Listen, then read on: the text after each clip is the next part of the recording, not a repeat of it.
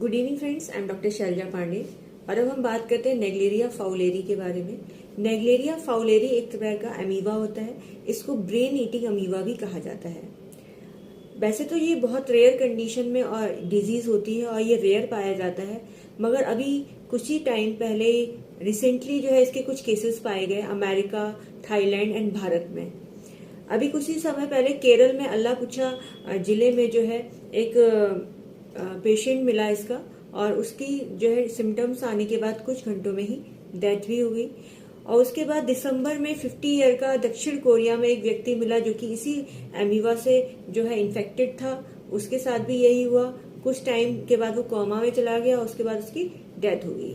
इसी प्रकार से जो है इसका मार्च में फ्लोरिडा जगह पे जो है एक व्यक्ति को इन्फेक्शन मिला इसका, और उसको साथ भी यही हुआ कि उसके साथ कुछ लक्षण आए, उसके बाद कुछ ही घंटों में उसकी मौत हो गई।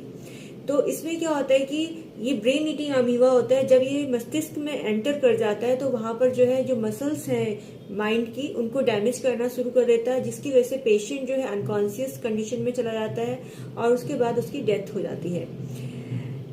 ये जो है कुछ केसेस इसके अमेरिका, थाईलैंड, भारत, फ्लोरिडा, दक्षिण कोरिया, यहाँ पर इसके मिले। तो उसके बाद से जो है इसके प्रति सतर्कता होना बहुत जरूरी है, क्योंकि भारत में जो केरल में इसके केसेस मिले तो इसके लिए हमें सतर्क होना जरूरी है। जनरली क्या होता है, ये जो नेग्लेरिया फाउलेरी अमीबा है वो गर्म जगहों पर ज्यादा होता है और गर्मी में ये ग्रो करता है। ठंड में ये अपने आप मरने लग जाता है। जैसे कि ये कहाँ पाया जाता है, जैसे स्विमिंग पूल होते हैं जहां पर पानी बदला नहीं जाता है, स्विमिंग पूल का गंदा पानी हो जाता है, वहां पर ये अमीबा पाया जा सकता है। तो स्विमिंग पूल हो गए, गर्म झीलें हो गई जहां पे गर्म और मीठा पानी पाया जाता है, वो जगह हो गई, झील हो गई, नदियां हो गई, उन जगहों पे पाया जाता है। कभी कभी क्या होता है, गर्मियों में जब बहुत ज्यादा, जैसे आजकल का उमस का मौसम है, तो गर्मियों में कभी कभी कुछ जगहों पर ये टंकियों में, जो टंकियां होती है जिससे टैप होती है खोलते हैं, उसमें भी ये वायरस कभी कभी आ सकता है। तो आपको क्या, जैसे ये वायरस जो है कहाँ से अंदर पहुंचता है, नोज के थ्रू एंटर करता है। ठीक है, आपकी नाक के द्वारा एंटर करेगा और फिर वो आपके ब्रेन में जाके अटैक करता है।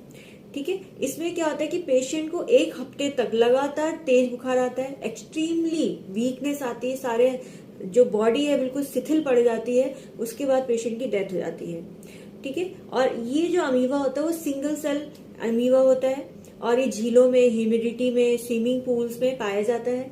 ठीक है, गर्म जगहों पर ज्यादा पाया जाता है और ये नाक के थ्रू एंटर कर जाता है अंदर और फिर ये ब्रेन को इन्फेक्टेड कर देता है। ये अमीबा इतना छोटा सूक्ष्म होता है कि इसे हम माइक्रोस्कोप से देख सकते हैं। ठीक है, जब ये ब्रेन में इन्फेक्शन करता है तो इसको हम PAM भी कहते हैं, प्राइमरी एमीबिक मेनिंगो एन्सेफेलाइटिस। ठीक है, तो ये जो है एन्सेफेलाइटिस भी कहा है क्योंकि ये मस्तिष्क में जाके मस्तिष्क में सूजन का कारण बनता है, इसलिए एन्सेफेलाइटिस के सिम्टम्स भी इसमें पाए जाते हैं। जहां पर गंदा पानी होता है या जो धार्मिक स्थल है, जैसे हम गंगा जी नहाते हैं, यमुना नदी नहाते हैं, तो वहां पे कई सारे लोग इकट्ठे होते हैं, नहाते हैं। अगर वो वहां का पानी जो है इकट्ठा हो रहा है, गंदा हो रहा है, तो वहां पे भी इन्फेक्शन होने के डर रहते हैं इसके। आप इसे कैसे बच सकते हैं, जैसे आपकी टैप में पानी आ रहा है तो आपको क्या करना है, नॉर्मली जो होता है कि हमें ऐसे ही पानी से अपनी नाक को, नोज को क्लीन नहीं करना होता है। आपको अगर नोज क्लीन करनी है अपने बच्चों की अपनी, तो आपको क्या करना है, गुनगुना पानी को गर्म करके उससे नोज क्लीन करें, जिससे कि ये इन्फेक्शन जो होता है कम होने का डर रहता है। या फिर सर्दियों में इसका खतरा कम रहता है क्योंकि ठंडे पानी में ये पनप नहीं पाते हैं। गर्म पानी जिसमें ये पनपते हैं वो इकट्ठा हुआ पानी होता है, जैसे पहले से रखा हुआ पानी।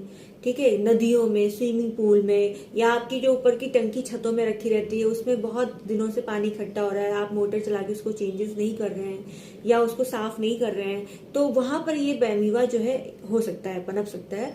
तो नोज को जो है डायरेक्टली आपको नॉर्मल पानी से जो आता है पानी, उससे क्लीन नहीं करके हल्का पानी गर्म कर लें, गुनगुना कर लें, उसके बाद उससे क्लीन करें, तो इन्फेक्शन का खतरा आपको कम रहेगा। या फिर फ्रिज में रखा ठंडा पानी हो तो वो तो आपको नुकसान करेगा, जुकाम लगा देगा, तो वो चीजें आपको नुकसान कर सकती है, इसलिए हम इस चीज को एडवाइस नहीं कर सकते हैं। ठीक है, इसके सिम्टम्स क्या हो सकते हैं? सिम्टम्स में क्या है, हेडेक होगा, क्योंकि शरीर जो है माइंड में ही इफेक्ट पड़ेगा इसका, मस्तिष्क में सूजन आ सकती है, गंभीर सूजन, जिसकी वजह से पेशेंट को हर समय सर दर्द रहेगा, हाई ग्रेड फीवर होगा, वॉमिटिंग होगी, नॉजिया फीलिंग होगी, गर्दन में अकड़न हो जाएगी। ठीक है, भ्रम की स्थिति हो जाएगी, क्योंकि दिमाग पे असर है तो ऑब्वियसली भ्रम की स्थिति हो जाएगी, पेशेंट को दौरे पड़ने लग जाएंगे, पेशेंट कोमा में चला जाएगा। ठीक है, इसमें क्या है कि दवाइयों के बारे में बात करेगी तो दवाइयां हैं, इसमें बहुत सारी दवाइयां हैं, होम्योपैथिक दवाइयां भी हैं जो कि इसमें वर्क करती है, मेनिंजाइटिस की लेके और जो एनसेफेलाइटिस की मेडिसिन है हम इसमें दे सकते हैं पेशेंट को।